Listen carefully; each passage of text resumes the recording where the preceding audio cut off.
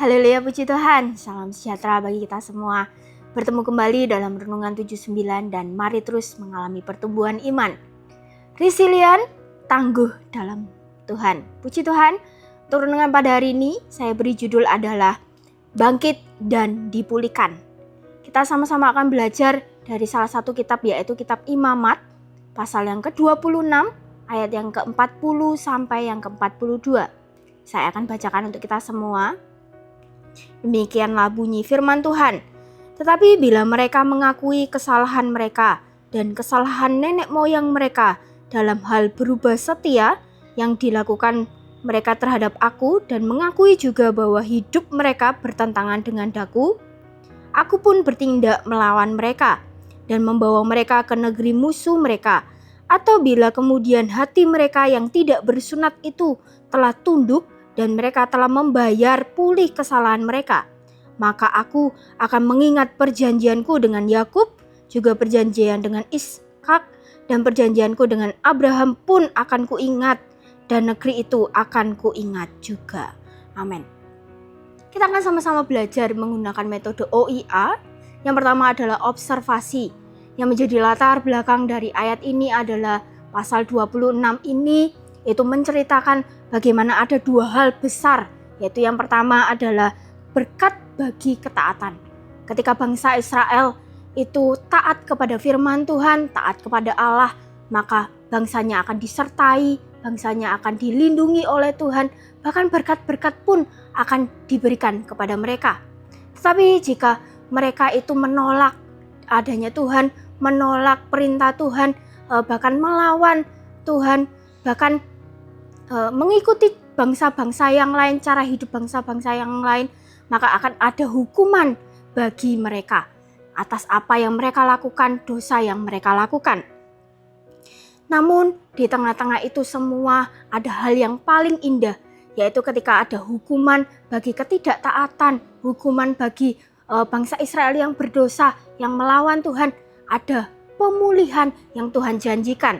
Dan ayat pokok yang kita baca tadi itu adalah janji Allah tentang pemulihan bangsa Israel. Ketika mereka mau untuk bertobat, ketika mereka mau kembali kepada Tuhan, Tuhan tetap akan menerima bangsa Israel dan Tuhan akan memulihkan bangsa Israel. Itulah yang menjadi latar belakang dari kisah ini. Dan interpretasi apa yang bisa kita pelajari dari kisah ini? Yang pertama adalah pemulihan dimulai dari pengakuan dosa. Di ayat yang ke-40 saya bacakan kembali. Tetapi bila mereka mengakui kesalahan mereka dan kesalahan nenek moyang. Sampai di situ saja. Ini menunjukkan bahwa langkah pertama dari pemulihan itu adalah ketika pengakuan dosa, pengakuan kesalahan di hadapannya Allah. Mengaku dosa itu artinya kita berkata jujur, apa yang ada di dalam hati kita, apa yang di dalam kehidupan kita secara sejujur-jujurnya di dalam kehidupan kita. Kita tidak menutupi kesalahan kita tidak mencari alasan atau mencari kesalahan orang lain, atau kita tidak menyalahkan keadaan bahkan, tetapi kita mau datang dengan kerendahan hati, kita berkata sejujurnya kepada Tuhan. Di dalam Amsal 28 ayat 13, di situ dikatakan, siapa menyembunyikan pelanggarannya tidak akan beruntung, tetapi siapa mengakuinya dan meninggalkannya akan disayanginya.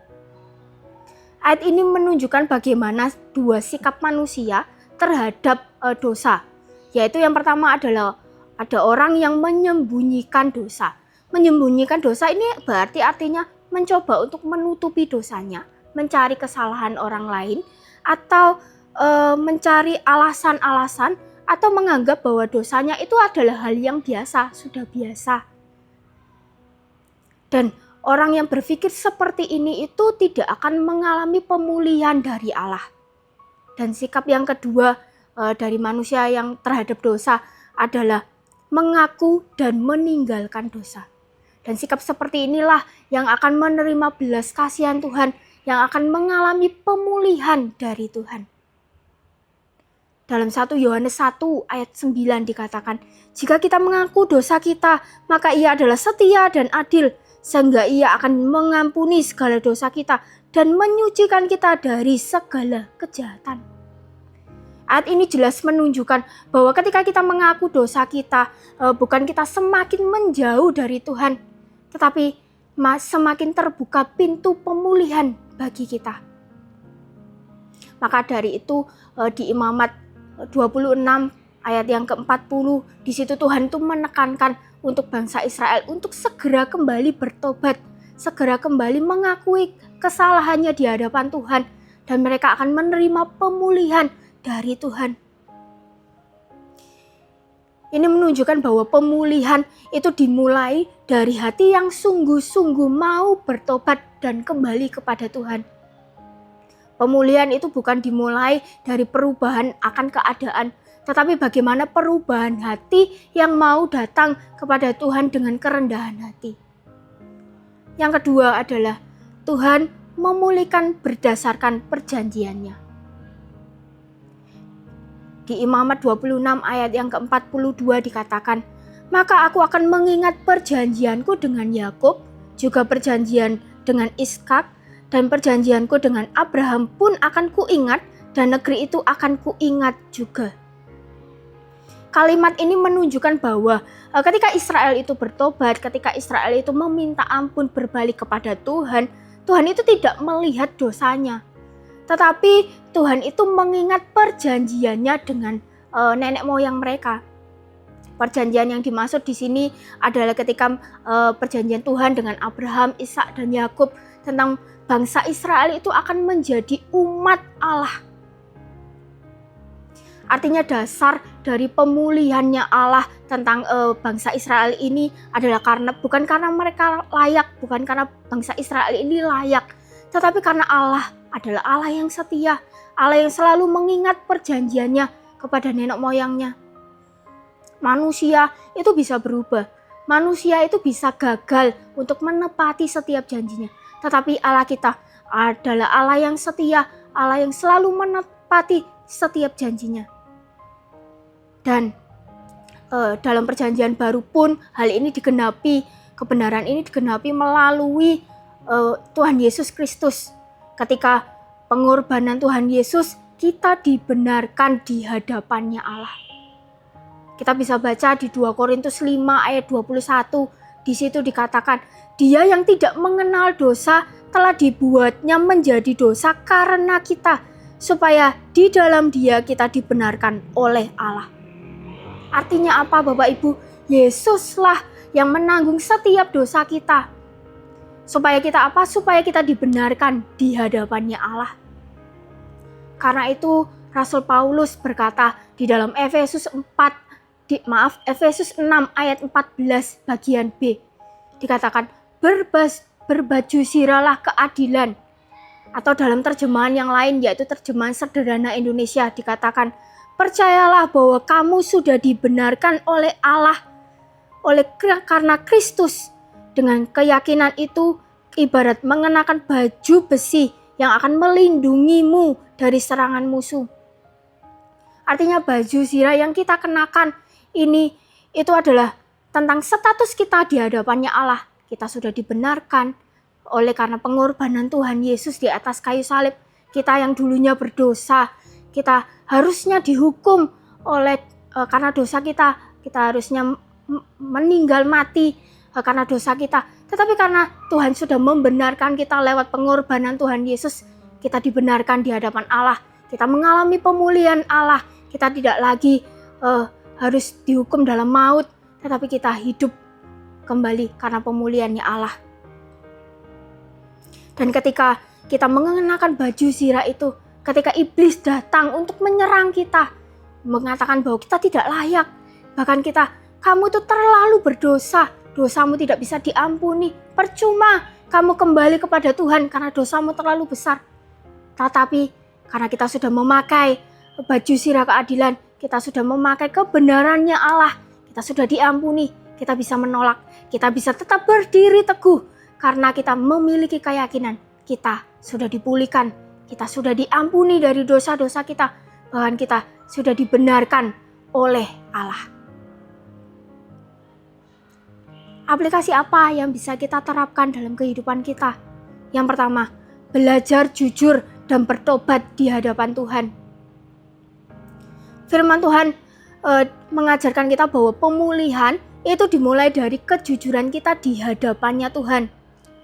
Seringkali orang itu tidak langsung jatuh karena dosa-dosa yang besar, tetapi banyak orang percaya justru jatuh dalam dosa karena hal-hal yang kecil, menganggap dosa itu hal-hal yang biasa, dosa itu disimpan di dalam hati saja, tidak mau mengakui di hadapan Allah, dan dosa itu mulai dianggap biasa. Oh, sudah biasa, banyak orang yang melakukannya.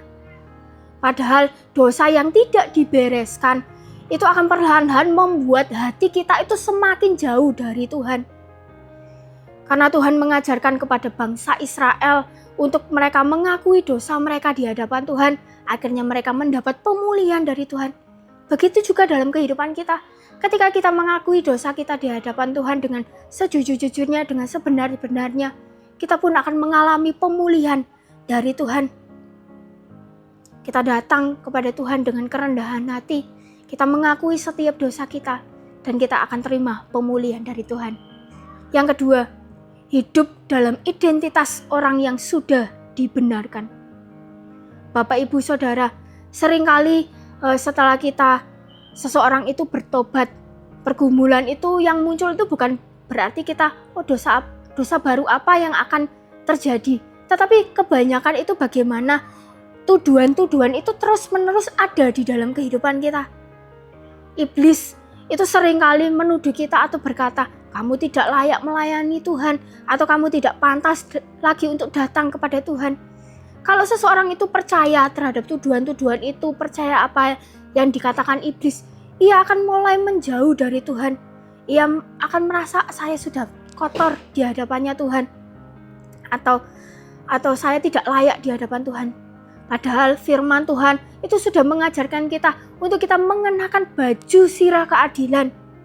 Baju sirah keadilan ini berarti kita hidup dengan kesadaran bahwa melalui Tuhan Yesus kita sudah dibenarkan, kita sudah dipulihkan, kita sudah diampuni dari dosa kita. Artinya ketika kita sudah bertobat, Tuhan itu tidak mengingat kesalahan kita, tetapi oleh karena kasih-Nya kita dipulihkan. Dan ketika tuduhan-tuduhan iblis datang kepada kita, kita tetap bisa berdiri tegak karena kita memegang perjanjiannya, karena kita sudah dipulihkan. Amin untuk kebenaran firman Tuhan. Biarlah firman yang kita dengar itu bisa bertumbuh dan berbuah dalam kehidupan kita, menjadikan kita anak-anak Tuhan yang semakin teguh di dalam Tuhan. Terima kasih sudah mengikuti Renungan 79, dan biarlah setiap renungan ini menjadi kekuatan bagi kita. Bagi Bapak, Ibu, Saudara yang ingin didoakan untuk pokok-pokok doa tertentu, atau menceritakan kesaksian baik mukjizat, kesembuhan, dan lain-lain, bisa menghubungi kami di nomor 0813 2742 0088. Mari kita satu dalam doa. Tuhan, terima kasih untuk setiap kasih-Mu dalam kehidupan kami. Kami sungguh bersyukur Tuhan, jika pada hari ini firman-Mu mengingatkan kami Tuhan, bahwa kami harus mengakui kesalahan kami di hadapan-Mu. Kami harus datang dengan kerendahan hati di hadapan-Mu Tuhan. Biarlah pemulihan-Mu terjadi di dalam kehidupan kami, seperti bangsa Israel Tuhan, yang ketika mereka mengakui kesalahan, Engkau memulihkannya. Engkau mengingat setiap perjanjian dengan bangsa Israel Tuhan, dengan nenek-nenek moyang bangsa Israel Tuhan. Engkau juga Tuhan Allah yang setia, Engkau juga akan memulihkan setiap keadaan kami Tuhan.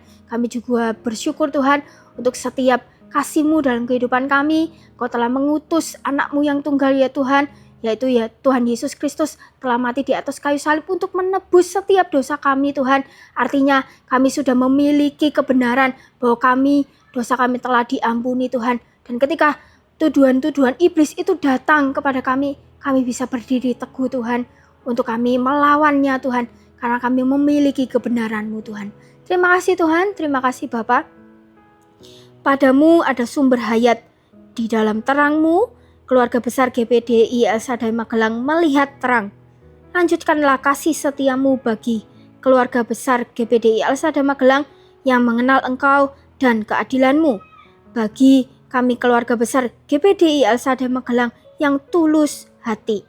Terima kasih Tuhan, terima kasih Bapa. Kami terima kebenaran firman-Mu. Hanya di dalam nama Tuhan Yesus Kristus kami sudah berdoa dan bersyukur. Haleluya. Amin.